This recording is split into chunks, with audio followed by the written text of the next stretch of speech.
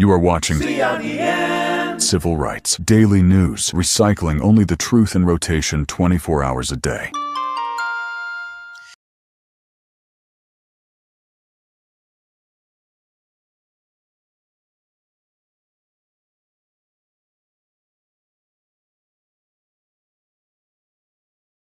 Nomination of White House domestic policy aide Dr. Heidi Overton to serve as the next commissioner of the Food and Drug Administration. Overton, a physician holding a doctorate in clinical investigation from Johns Hopkins University, currently serves as deputy director of the White House Domestic Policy Council and previously held health policy at conservative think tank America First Policy Institute. If confirmed by the Senate, she will take leadership of an agency that has been without a permanent chief since Dr. Marty Makary stepped down from the role 3 months ago. In his announcement, President Trump raised Overton as a key figure who will work closely alongside Health and Human Services Secretary Robert F. Kennedy Jr. to advance federal priorities, including accelerating drug approvals, reforming clinical trials, and lowering overall prescription medication costs. The nomination quickly drew criticism from Senate Democrats and medical advocacy groups who point to her prominent involvement in recent administrative actions aiming to reduce recommended childhood vaccine schedules and her past efforts to tighten restrictions on medication abortion. Overton is also facing pushback within the president's own party, as Republican Senator Bill Cassidy, who chairs the Health Committee overseeing her confirmation, voiced strong concerns regarding her management experience and her involvement in recent executive orders altering public vaccine guidelines. Dr. Heidi Overton built her professional record at the intersection of medicine and conservative think tanks, as well as policy advocacy. She grew up in Gallup, New Mexico, and completed her medical degree at the University of New Mexico before undergoing general surgery training at Johns Hopkins University. She later earned a doctorate in clinical investigation from the Johns Hopkins Bloomberg School of Public Health and completed board certification in public health and general preventative medicine. During her early career, she served a term on the University of New Mexico's Board of Regents and worked as a White House fellow during the first Trump administration. Overton transitioned directly into partisan policy development as a chief policy officer for the America First Policy Institute, a conservative group founded to advance the political goals of the administration. And in that role, she authored pieces opposing abortion access, criticized the FDA's approval process for medication abortion drugs like mifepristone, and advocated for restricting federal funding to reproductive health care providers. After returning to the White House as a top domestic policy aide, she stood alongside President Trump during an event promoting an executive order aimed at altering childhood vaccination schedules, a move that drew widespread condemnation from the mainstream medical societies and public health organizations for echoing debunked claims about vaccine safety. Opponents and industry analysts emphasize that despite her academic medical credentials, Overton lacks executive management experience and has primarily used her career to advance political agendas rather than lead large regulatory agencies. This is obviously a situation where she will have to be confirmed by the committee, and it's something that we're going to continue to watch. So keep watching Civil Rights Daily News for more on this story. I'm MALIYAH Simone. We'll be back after this.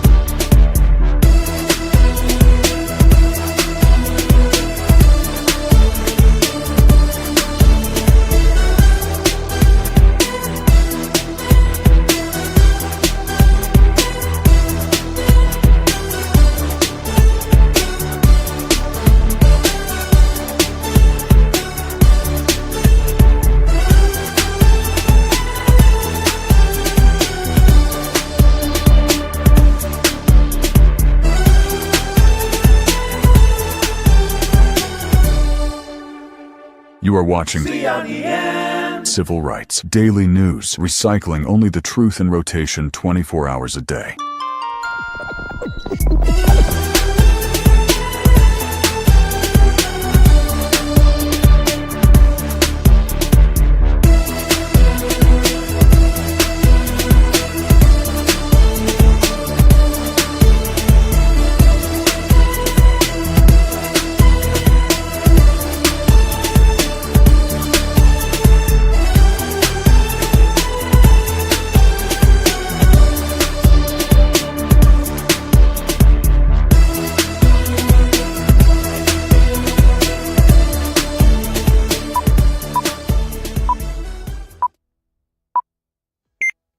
You are watching CRDN Civil Rights Daily News, recycling only the truth in rotation 24 hours a day.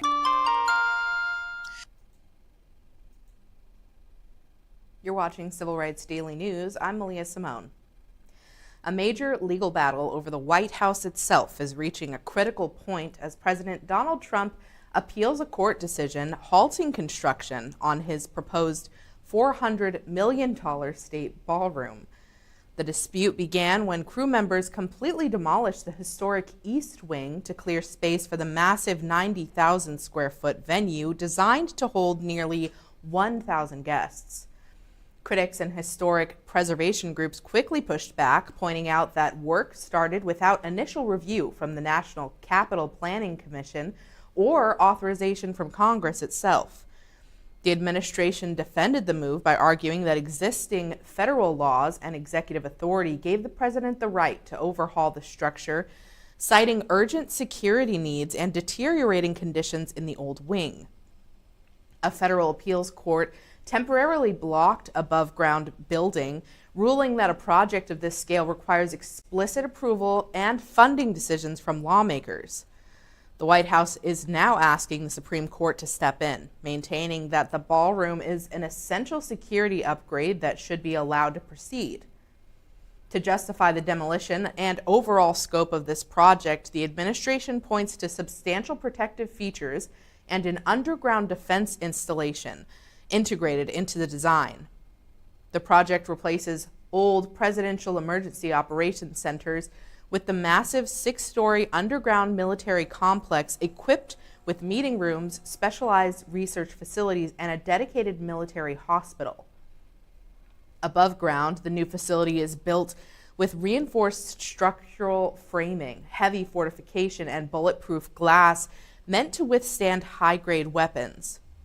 Government officials and intelligence leaders argue that the entire venue is constructed to act as a protective shell for the operations center below, designed specifically to guard against modern threats like drone strikes and foreign intelligence risks.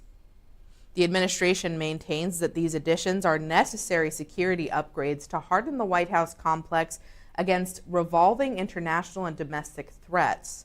This sudden push to rebuild a major section of the White House highlights a growing debate over the limits of executive power.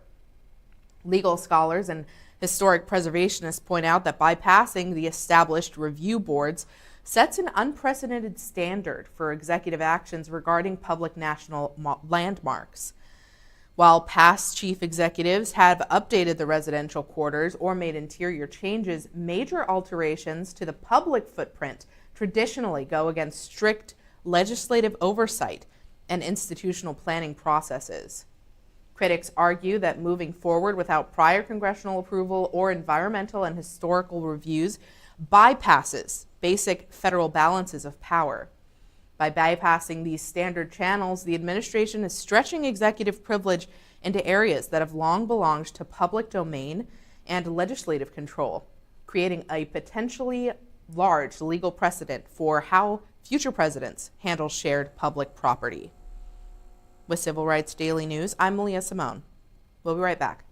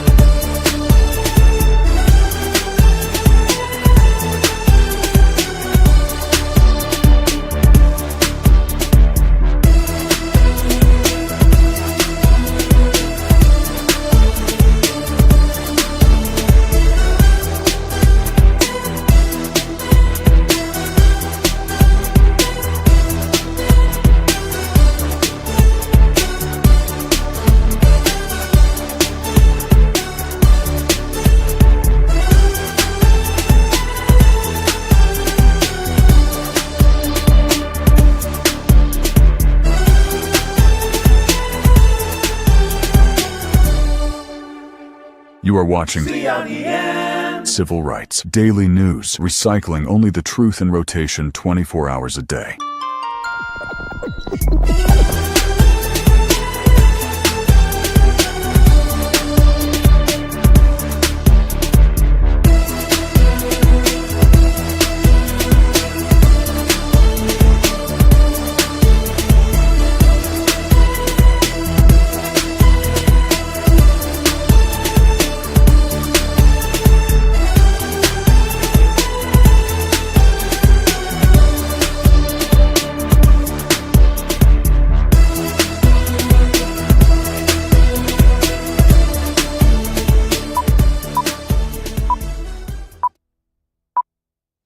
You are watching CRDN Civil Rights Daily News, recycling only the truth in rotation 24 hours a day.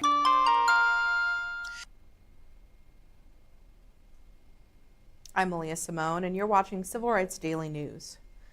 Tensions on the North Korean peninsula escalated sharply as North Korea launched a barrage of roughly 10 short-range ballistic missiles into its eastern waters. The launch occurred shortly after high-level statements from Pyongyang dismissed recent diplomatic gestures made by President Donald Trump. In an effort to encourage new talks, President Trump had previously ordered the Pentagon to scale back joint annual military exercises with South Korea. Despite the reduction of those exercises, Kim Yo-jong, the influential sister of North Korean leader Kim Jong-un, publicly rejected the gesture, stating that modifying the scale of the drills does not alter their underlying military nature. South Korean military officials reported that the missiles flew approximately 300 kilometers before landing in the sea, prompting increased surveillance across the region and coordinated monitoring alongside American and Japanese defense forces.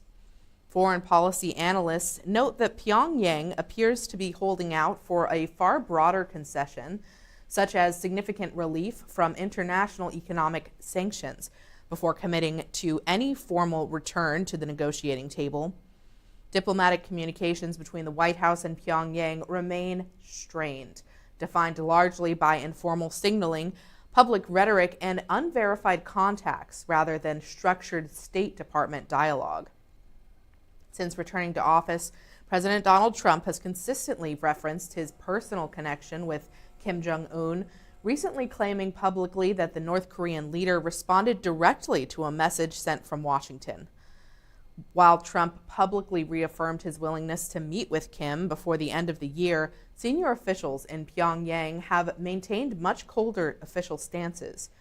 North Korea's leadership continues to state that personal chemistry between the two heads of state is not enough to start formal conversations.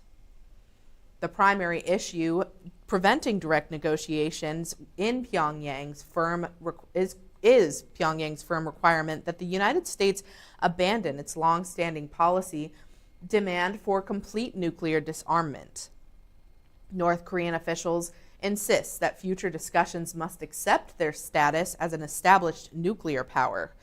Until Washington shifts its diplomatic parameters away from the complete denuclearization, Pyongyang views unilateral gestures like scaling back joint military drills as superficial moves that do not address the broader economic and strategic security issues dividing the two nations.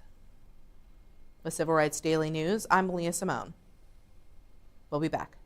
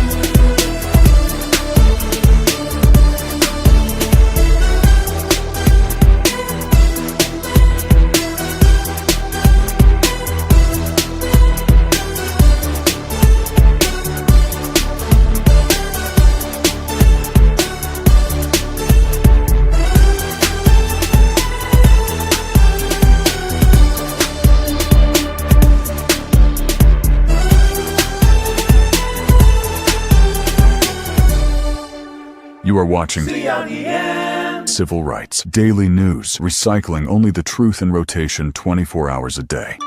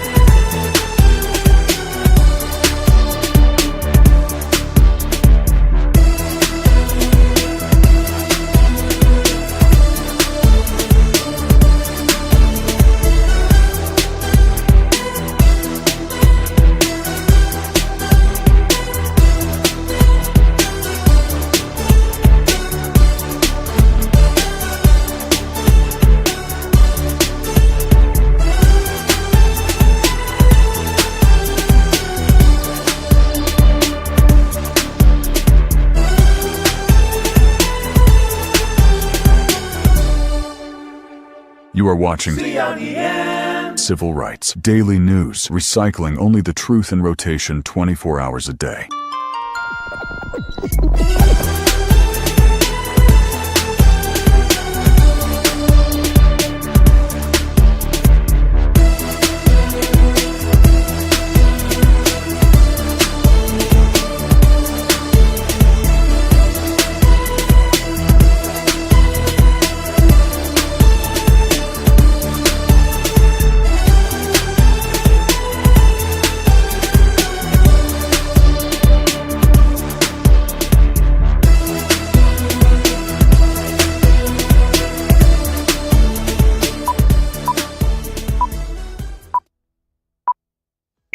You are watching CRDN Civil Rights Daily News, recycling only the truth in rotation 24 hours a day.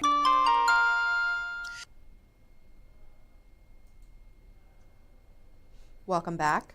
You're watching Civil Rights Daily News. I'm MALIYAH Simone. Efforts to stabilize a fragile ceasefire in Gaza face severe strain as renewed military strikes and diplomatic disagreements test peace framework agreements. Despite a provisional ceasefire established to halt broad offensive operations, human rights organizations and the United Nations agencies report near-daily military incidents across the enclave. Recent Israeli strikes targeting suspected militant commanders inside refugee camps and public areas resulted in multiple civilian casualties, prompting formal warnings from aid officials regarding safety and humanitarian access. On the diplomatic front, high-level envoys have conducted meetings with both Israeli leadership and regional representatives to secure compliance with the multi-phase peace plan. However, key sticking points remain as Israel officials insist on the total disarmament of Hamas before withdrawing troops, while local authorities in Gaza highlight that military demonstrations are have restricted supply lines and are driving severe fuel shortages and worsening displaced living conditions. Regional tensions have also weighed into the West Bank, where new military curfews and expanding settlement construction have drawn condemnation from international human rights bodies. Prime Minister Benjamin Netanyahu remains under pressure from domestic coalition partners to maintain military presence, while international negotiators warn that persistent enforcement actions risk causing the entire ceasefire agreement to collapse. With Civil Rights Daily News, I'm MALIYAH Simone. We'll be back.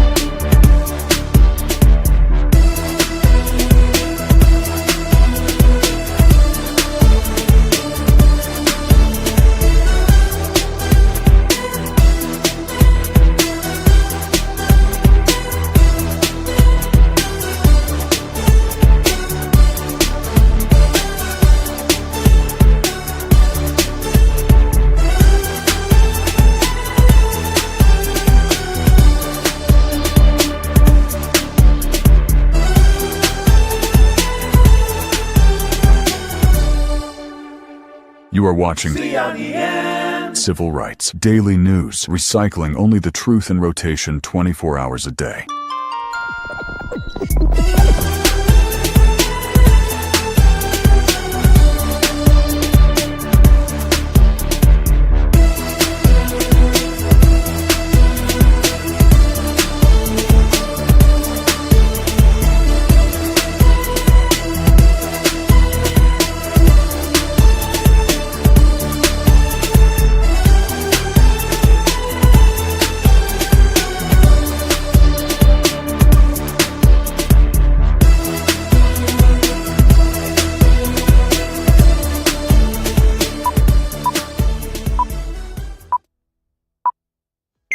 You are watching CRDN. Civil Rights Daily News, recycling only the truth in rotation 24 hours a day.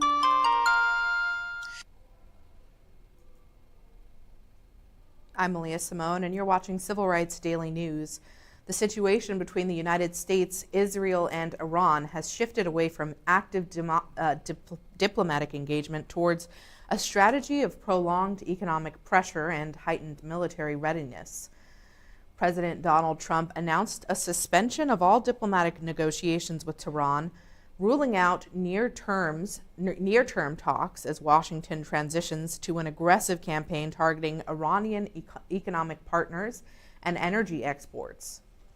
The White House operates under the premise that escalating pressure will eventually force Iranian leadership to accept terms regarding regional proxy activity and maritime security.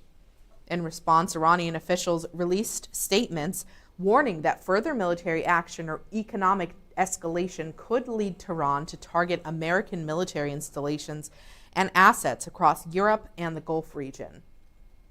On the ground, military posture remains tight across key strategic choke points. Tensions surrounding transit through the Strait of Hormuz continue to disrupt global shipping and energy markets, with Iranian forces asserting control over waterway and refusing demands to stand down without significant sanctions of relief. Meanwhile, Israeli defense leaders continue cross-border strikes against proxy networks in the region, warning that any further direct actions from regional forces will draw immediate retaliatory strikes against infrastructure inside of Iran. If diplomatic efforts continue to stall, foreign policy analysts and economic experts warn that the region faces a long war of attrition with immediate global fallout. Without a negotiated framework, control over the Strait of Hormuz remains the primary flashpoint. Continued disruptions to the waterway threaten to entrench a severe global energy crisis, driving domestic fuel costs upward and straining international supply chains that depend on the Persian Gulf exports. The collapse of formal talks also raises the risk of expanding military action as Washington shifts toward a strategy of sustained economic isolation and targeted naval enforcement, while Iranian leadership threatens to retaliate against commercial shipping and regional American installations. A long stalemate also risks widening the geographic scope of the conflict, neighboring nations facilitating alternative shipping arrangements or acting as a third-party mediator face growing pressure and diplomatic friction from both Washington and Tehran. As the primary 60-day negotiation window closes without a binding agreement, the absence of active diplomacy leaves both sides reliant on military signaling and economic pressure, significantly increasing the likelihood of miscalculation along vital international trade routes. The situation in Iran continues to grow more and more severe as the days pass. So there's hope that a diplomatic agreement can be made after that window closed. With Civil Rights Daily News, I'm MALIYAH Simone. We'll be back. You are watching CRDN. Civil Rights Daily News, recycling only the truth in rotation 24 hours a day. Tune into Civil Rights Daily News, TikTok, YouTube, and our website to catch CRDN Sidelines with Cam and Reggie. All your sports news reporting on a dime. Catch CRDN Sidelines every Wednesday starting May 6th from 7 p.m. to 8 p.m. Catch CRDN Real Take with Samia Charles live Sunday mornings from 10 a.m. to 11 a.m. starting May 10th. For Civil Rights Daily News, recycling only the truth in rotation, 7 days a week, 24 hours a day, I'm Jade Lopez.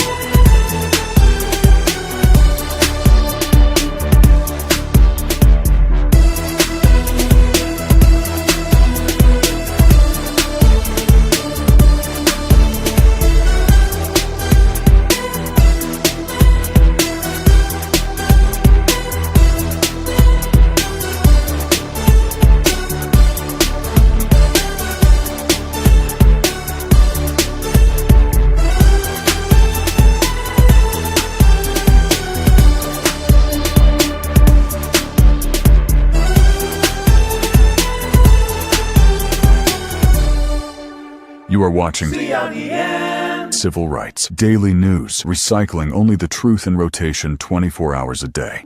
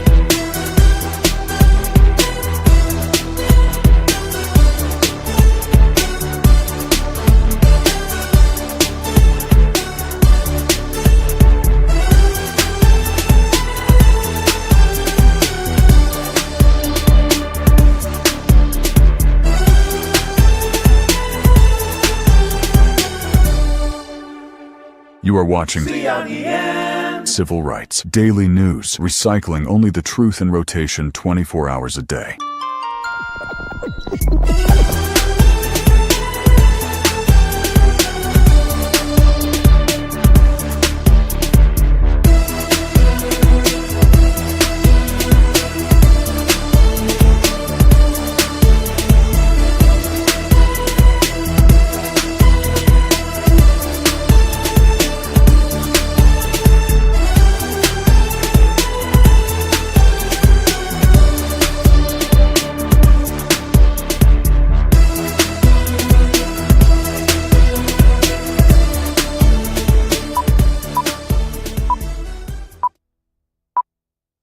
You are watching CRDN. Civil Rights Daily News, recycling only the truth in rotation 24 hours a day. You're watching Civil Rights Daily News. I'm MALIYAH Simone. A heavy storm system moving through the mid-Atlantic and northeast has prompted official flood watches and severe weather alerts across several states. The National Weather Service issued warnings as a slow-moving front triggers intense rainfall, severe thunderstorms, and localized flash flooding across urban centers and low-lying areas.